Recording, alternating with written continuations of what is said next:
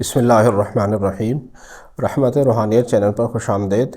میرے وہ بہن بھائی جو ہمارے چینل پر نئے ہیں، انہوں نے ابھی تک چینل کو سبسکرائب نہیں کیا، ان کی خدمت میں عرض ہے کہ آپ ہماری ویڈیوز دیکھیں۔ اگر آپ کو ہماری ویڈیوز پسند آئیں، آپ کے علم میں اضافہ کریں، آپ کو فائدہ پہنچائیں تو آپ اسے سبسکرائب کریں اور اپنے جاننے والوں کے ساتھ بھی اس بات کو شیئر کریں کہ ہمارے اس چینل سے آپ کے علم میں اضافہ ہوگا، آپ کو فائدہ پہنچے گا۔ وہ چیزیں آپ کے سامنے آئیں گی جس سے آپ کو فائدہ ہوگا، اور وہ چیزیں ہم آپ کے سامنے لے کر آئیں گے جن سے بچنے میں آپ کا فائدہ ہوگا۔ سامعین عزیز وقار، ہمارے ایک بھائی نے ایک خواب کی تعبیر پوچھی ہے کہ جس سے آپ کو بھی فائدہ ہوگا اور آپ کو بھی اس کے علم میں اضافہ ہوگا، تو وہ خواب آپ کے سامنے بیان کر دوں، اس کے بعد اس کی تعبیر۔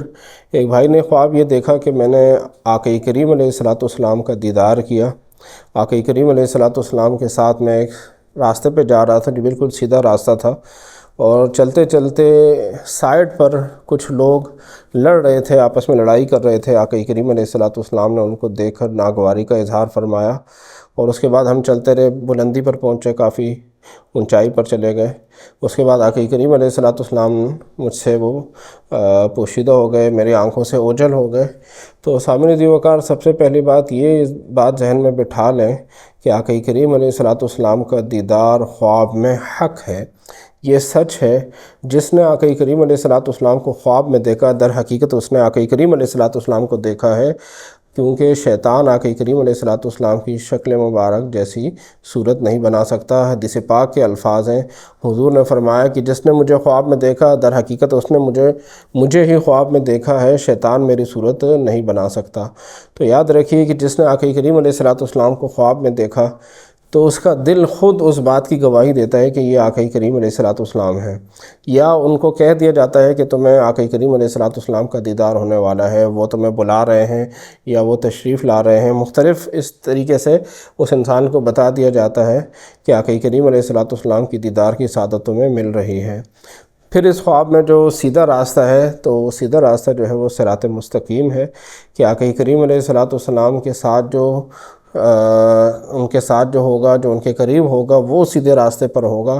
اس کے علاوہ جو حضور کے در سے جدا ہوگا، جو حضور سے دور ہوگا، تو وہ گمراہی کی طرف جا سکتا ہے، وہ سیدھی راہ سے بھٹک سکتا ہے۔ اور اس سفر میں جو سائیڈ پر لوگ کھڑے ہوئے وہ لڑ رہے تھے، اور آقا کریم علیہ السلام نے ناگواری کا اظہار فرمایا۔ اس میں اشارہ ہے اس بات کی طرف کہ جو حضور کے در سے دور ہوتے ہیں وہ پھر آپس میں لڑتے جھگڑتے ہیں، وہ گمراہی کی طرف جاتے ہیں۔ جو حضور کے ساتھ ہوتا ہے وہ لڑائی جھگڑے سے دور رہے گا۔ جو حضور کے در سے وابستہ ہوتا ہے وہ لڑائی جھگڑے پسند نہیں کرتا۔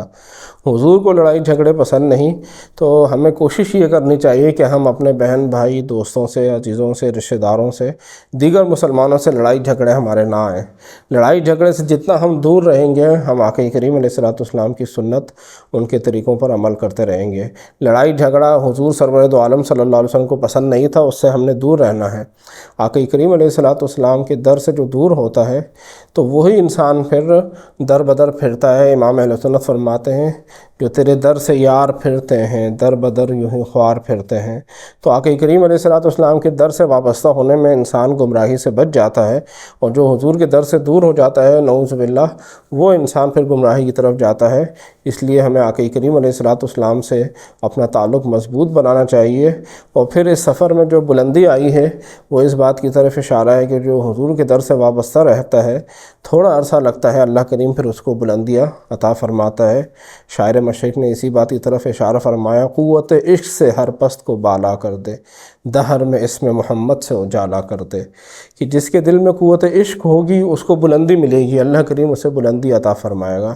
تو ہم اگر اپنی فیلڈ میں کامیابی چاہتے ہیں، ہم اگر اپنے جس پروفیشن میں مصروف ہیں ہم چاہتے ہیں کہ ہم اس میں بلندی پر چلے جائیں، تو یاد رکھیے ہمیں آقا کریم علیہ السلام سے اپنا عشق مضبوط بنانا ہوگا، عشق بڑھانا ہوگا، آقا کریم علیہ السلام سے تعلق مضبوط بنانا ہوگا۔ جب ہمارے دل میں قوت عشق بڑھے گی تو یاد رکھیے ہم اپنے پروفیشن میں آگے جائیں گے، اللہ کریم ہمیں بلندی عطا فرمائے گا۔ حضور کے در سے وابستہ ہونے میں بلندی ہے، اللہ کریم ہم سب کو حضور کے در سے وابستہ فرمائے۔ ربیع الاول شریف کے اس بابرکت مہینے میں آپ کے لیے ایک پیغام بھی یہ ہے کہ حضور سے وابستہ ہونے کے لیے، حضور کے در سے وابستہ ہونے کے لیے کثرت سے درود پاک پڑھیے۔ کثرت سے درود پاک حضور سرور دو عالم صلی اللہ علیہ وسلم کے انسان کو قریب کر دیتا ہے، ہم ان کے قریب چلے جاتے ہیں، حضور سے ہماری نسبت و تعلق مضبوط ہو جاتا ہے۔ تو کوشش یہ کریں کہ اپنے گھر میں درود پاک کی محفل سجائیں، اپنے دامن میں درودوں کے سوا کچھ نہیں، لیکن محشر میں یہی حسن عمل جائیں گے۔ اپنے گھر روز سجاؤ درودوں کی محفل، دیکھتے دیکھتے حالات بدل جائیں گے۔ تو کوشش یہ کریں کہ ربیع الاول شریف کے اس بابرکت مہینے میں کثرت سے درود پاک پڑھیے۔ سامعین دی وقار، آقا کریم علیہ السلام سے محبت کے طریقے ہمارے مختلف ہو سکتے ہیں، حضور کی ولادت کی تاریخ پر اختلاف ہو سکتا ہے، طریقوں پر اختلاف ہو سکتا ہے، لیکن حضور کی ولادت پر، خوشی پر کسی کو اختلاف نہیں۔